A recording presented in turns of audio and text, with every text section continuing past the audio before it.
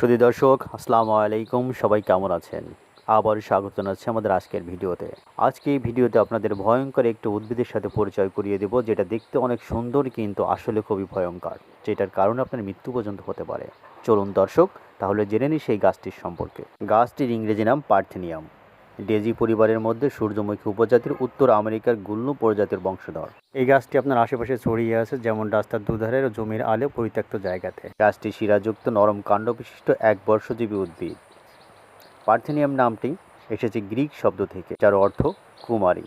এর আরও কয়েকটি নাম হলো কংগ্রেস ঘাস, গাজর ঘাস, চেতুক চাঁদনি, হোয়াইট টোপো, স্টার উইড। উদ্ভিদ জগতে কম্পোসিটি পরিবারভুক্ত এই প্রজাতির সংখ্যা 16টি। তাদের মধ্যে সবথেকে বিষাক্ত নাম হলো পার্থেনিয়াম হেস্ট্রোফোরাস।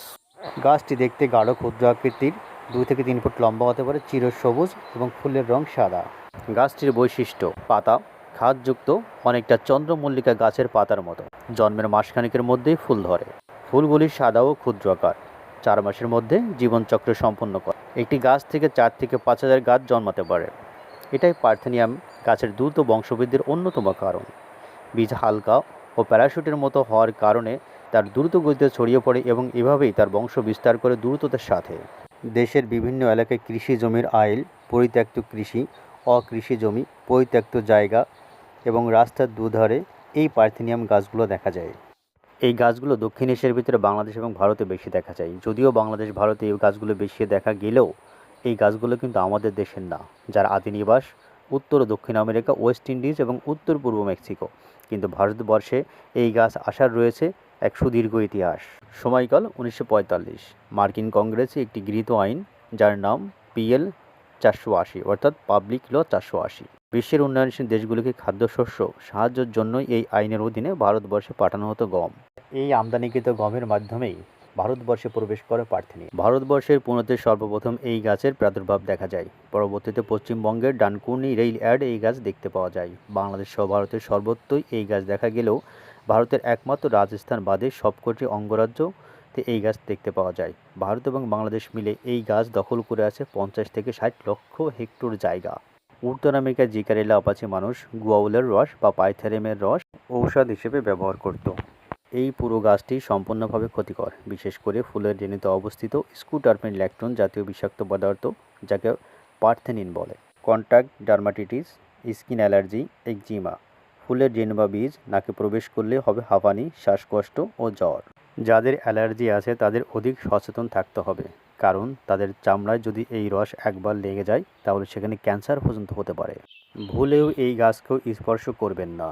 অ্যালার্জির মাধ্যমে দেখা দিতে পারে কঠিন চর্মরোগ হাতে, পায়ে, নাকে, মুখে, চোখে, দেহের বিভিন্ন জায়গায়, এবং শ্বাসকষ্টের পার্শ্ব প্রতিক্রিয়ার মাধ্যমেও হতে পারে আপনার মৃত্যু পর্যন্ত। কোনো গবাদি পশু যদি এই গাছ ভুলে খেয়ে ফেলে তাহলে হতে পারে বিভিন্ন ধরনের রোগ, যেমন দুধ উৎপাদন কমে যেতে পারে, অন্ত্রে ঘা দেখা দিতে পারে, পৌষ্টিকতন্ত্রে ঘা দেখা দিতে পারে, যকৃৎ পচে যেতে পারে। এছাড়াও এর মধ্যে থাকা বিষাক্ত পদার্থগুলি হলো ক্যাফিন অ্যাসিড, অ্যাসিনিক অ্যাসিড প্রভৃতি। ক্ষত স্থানে রক্তের সাথে মিশে হতে পারে চর্মরোগ।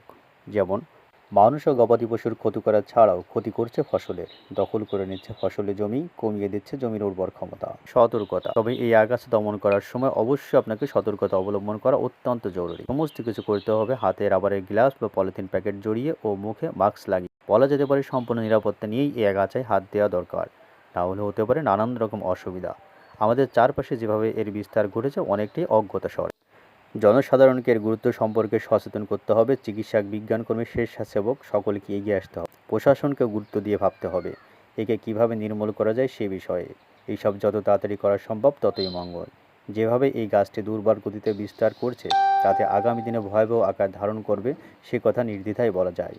এই ক্ষতিকর আগাছাটি সম্পর্কে জনসাধারণকে সচেতন করে গাছটিকে সম্পূর্ণভাবে ধ্বংস করার জন্য প্রয়োজনীয় পদক্ষেপ গ্রহণ করা উচিত। শুধু দর্শক, আজকে এখানেই শেষ করছি। দেখা হবে আগামী কোনো ভিডিওতে। সে পর্যন্ত সবাই ভালো থাকবেন। আল্লাহ হাফেজ।